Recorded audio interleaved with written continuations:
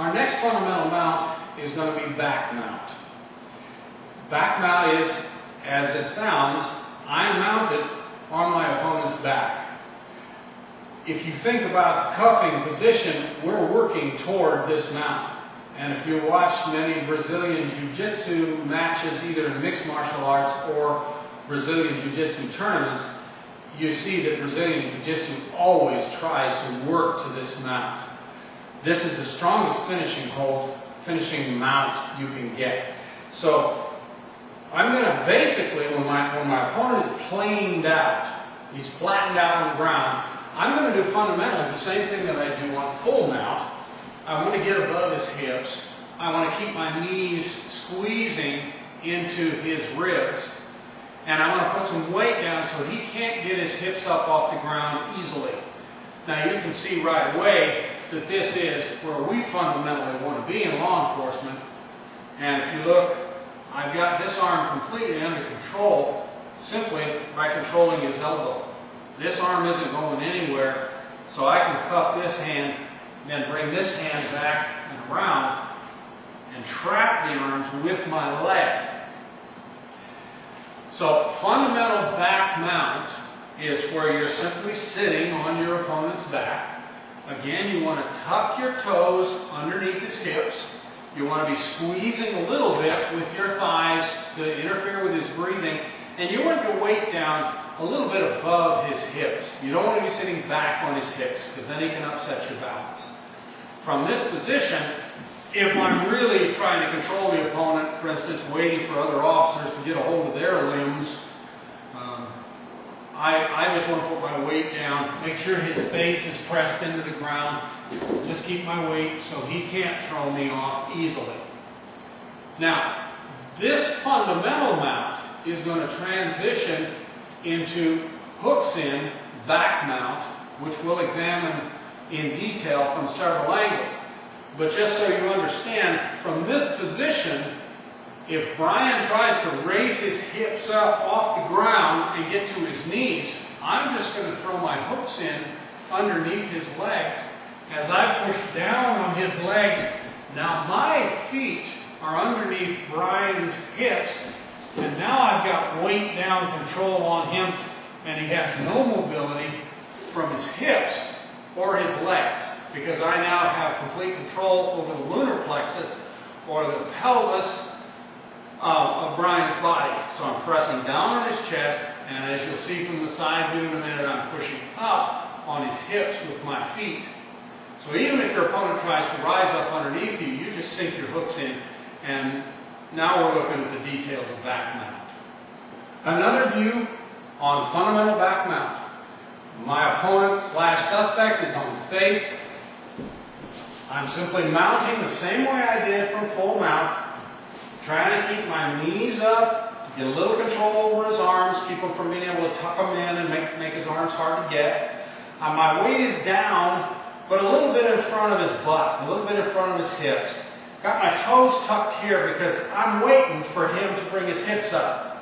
If all I want to do is stall and wait, I'm just going to put my weight down, keep my head pressed against his head so he can't headbutt me, and just ride him out.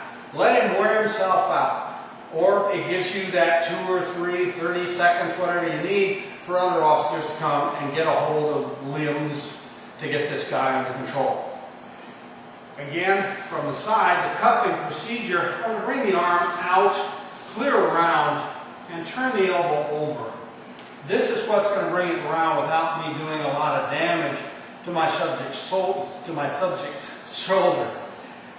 I'm going to control his elbow from here, get a hold of some clothes, and this arm isn't going anywhere. He has got to put his shoulder clear out of joint to do anything with this arm. So then I can bring the other arm around, turn the hand over, and bring him back into a cuffing position, providing he's being cooperative at this point. Now, as we illustrated from the other orientation, if Brian brings his hips up to try to stand up under me, I'm simply going to shift my feet underneath both of Brian's thighs, and I'm going to shove down to flatten him out. Now I'm going to keep my heels together, And if you notice, Brian's legs are pretty much clear off the ground. I've got real good control over Brian's pelvis, which means his legs are practically useless. At this point, as he tries to move his legs or do anything with them, he's kind of like a turtle, except it's all inverted. I completely control his legs from this position. He's got to know what he's doing to get out of this in time to not wind up in cuffs. And just basically, if I sit back here, he's not comfortable. The hands are going to come around, and I can put him in the cuffing position very easily here. Joint locks, whatever you need to do.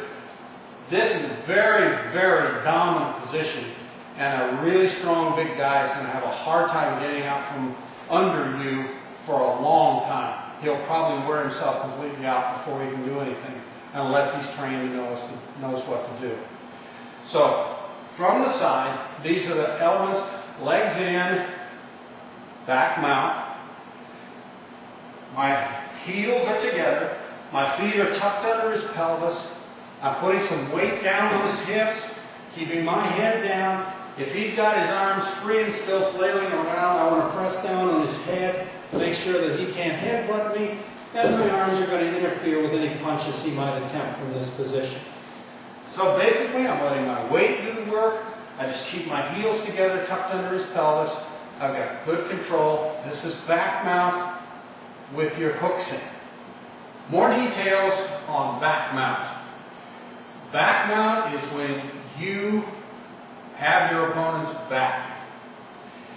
It's important to understand the physiology of human beings. I believe that God created us with certain elements, for instance, the hair on our forearms, to cause blood to clot when we get cut in this portion. You notice this side of our arm doesn't have any arteries exposed, and when we're in a combat situation, this side is what's mostly exposed. And all of our defenses are oriented toward the front. My range of motion from my shoulders is about here, so I really can't attack with any efficiency something that's directly behind me. So from an offensive standpoint, my most dominant position is going to be when I'm behind my opponent. So to examine more about back mount doesn't just happen when your opponent's on his face. Back mount happens anytime I've got my legs wrapped around him from an orientation where I'm in back of him. Now, to examine some of the fundamentals, which is what this section is about, I'm going to sit down behind Brian.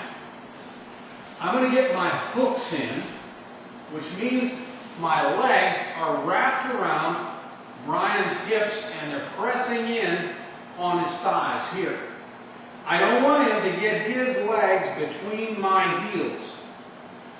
I want to keep my heels together, but I never want to cross my feet, and I'll show you why later. But for now, trust me, you're going to be in pain if you do this. Get over that idea. You're pressing down on your opponent's thighs from the inside. I like to get my toes out to where I have some control if he tries to get over the top of my leg. I've got some toes there that will be pushing him away. So my toes are in the game. I'm pressing down and out with my legs against his legs. This spreads him out and gives him very little mobility with his legs with me on his back. Now, I'm going to be looking for neck cranks. I'll be looking for chokes. I can look for some fairly ugly shoulder cranks from this position. I can look for things like full Nelsons from this position. I mean, the world is your oyster from this position. Lock here. There's an arm bar that's going to come out here. There are tons of things I can do to make this person very, very uncomfortable from this position. But notice, it all hinges on whether I have control over his torso. Remember what mounts are about. Mount is when I have control over my opponent's torso. The locks that come out of the mount, that's another section. Right now, what I want you to focus on is that I have complete control over Brian's hips and pelvis. Therefore, I have control over his legs. I have a lot of control over Brian's upper body, and even if I just hold on tight here and tuck my head so he can't headbutt me, which is really his only defense from this position, if I tuck my head in, he can't do anything but just irritate me. So from this position, in a law enforcement situation, we can roll all over the mat. All I have to do is just keep my legs tight in, my heels together, pressing out on his leg, keep tucked in and get a good grip around his chest. He's going to have a hard time getting away from me before the other officers get his arms tied up and get him in cuffs. So this is your fundamental back mount from a position where your opponent's actually on his back on top of you.